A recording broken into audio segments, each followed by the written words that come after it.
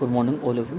Electrical engineering MCQ में आपका स्वागत है। Prepare smart and score better SSC JE exam के लिए आपको क्वेश्चन करवाए जाएंगे। मेरा नाम है Mohit Kumar, assistant professor in electrical department, junior engineer electrical engineering exam preparation में आपको करा रहा हूँ।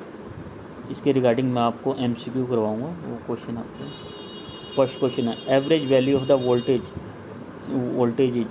तो आंसर आपको बताना है, क्या आंसर आएगा। इस चारों ऑप्शन में से आपका आएगा A 110 volt 110 volt. Second, the material to be use in the manufacture of a standard register should be high resistivity and low temperature coefficient, B low resistivity, C low resistivity and high temperature coefficient, D all होगा। आपका answer आएगा A high resistivity and low temperature coefficient. Option number A answer होगा। A 2 kVA transformer has iron loss 150 and full load copper loss 250 watt. The maximum efficiency of the transformer would be when the total loss is. जब हम total loss की बात करते हैं, total loss में दोनों add हो जाते हैं। जब हम इसकी बात करें कॉपर लॉस और उसकी ये आयरन लॉस की, ये दोनों मैक्सिमम एफिशिएंसी में दोनों इक्वल हो जाते हैं आयरन लॉस के। तो हम जैसे हो जाएगा 150 प्लस 150, तो इसका आंसर आ जाएगा सी, ऑप्शन नंबर सी। ये सी ऑप्शन आएगा। Vacuum cleaner employ dash motor, resistance split phase, capacitor start, shaded pole, single phase series motor. आपको पता है वैक्यूम क्लीनर जो उसमें करते हैं single phase series motor use करते हैं हम। Damping is provide in instrument, increase the range, reducing the setting time, increase the speed of response, D none of above. आपका आंसर आएगा B, reduce the setting time.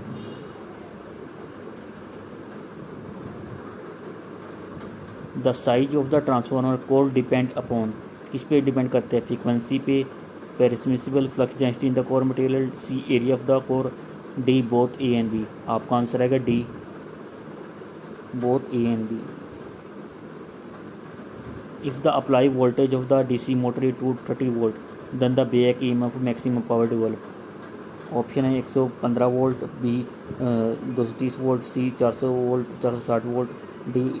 तो इसका formula होता है ना, जब हम बैक ईएमएफ निकालते हैं, ईवी क्या होता है, V/2।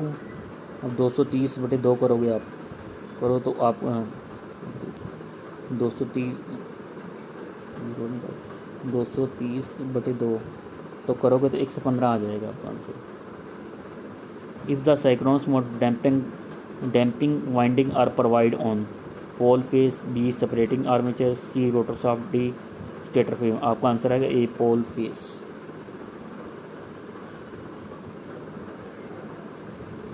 If the full load speed of 6 wheel 50 hertz induction motor 950 RPM, what is the half load speed nearly equal. इसका आंसर क्या आएगा। जब आप साइक्लोन स्पीड पहले निकाल लोगे, ऐसे करोगे 120 एफ कितना हो गया हमारा 50, पोल कितने हैं 6 हैं, तो 30 करोगे, इसको आप करोगे तो ये आ जाएगा 20 आएगा, तो 1000 वाट आ जाएगा। अपने हाफ लोड की करोगे, अब 950 से इसका ऑप्शन में देखोगे तो सी आएगा। क्यों आएगा, 950 से अबव आएगा ना, तो हमने 970 RPM आएगा इसका। हाफ लोड की बात करें, 466 kV line, number of insulated disc use, कितने करते हैं इसमें इंसुलेटर यूज़। एक इसका फार्मूला होता है, आपने पढ़ा भी होगा, इसमें VC/PV = 1।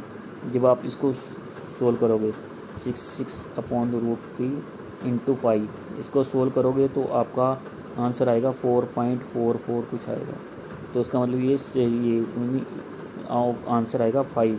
तो इसमें 5 तो है नहीं है, ऑप्शन नंबर बी आपका आंसर आ जाएगा। Per unit synchronous impedance of the machine 2 per unit, short circuit ratio बताना, आप आंसर कहेगा। देखो शॉर्ट सर्किट कभी भी रेशियो निकालते हो तो उसका क्या कर देते हो, उसका हाफ कर देते हैं शॉर्ट सर्किट रेशियो का। इसको 1/, शॉर्ट सर्किट का 1/2 हाफ हो जाएगा 0.5। तो ऑप्शन नंबर सी आपका आ जाएगा। जब भी SCR आपने निकालना है 1/, करके आपका आंसर आ जाएगा।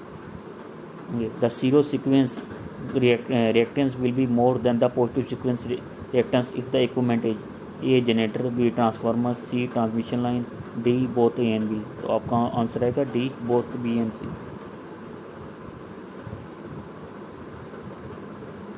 For highly doped diode, a Zener breakdown likely to take place, a Valencial breakdown likely to take place. C either A and B. आपका आंसर आएगा ए. Zener breakdown is likely to take place. Two connector A and B of the same material and length L and 2 are radius. The ratio of specific distance will be, तो आपका option क्या आएगा? Specific distance की value कितनी है? ये तो दोनों का जब इक्वल करोगे तो 1:1 में होता है, क्योंकि जब कनेक्टर सेम होते हैं तो सेम में लेते हैं हम. The average value of the half wave rectification voltage with peak value कितना आएगा? इसका ऑप्शन आएगा, इसको जैसे हम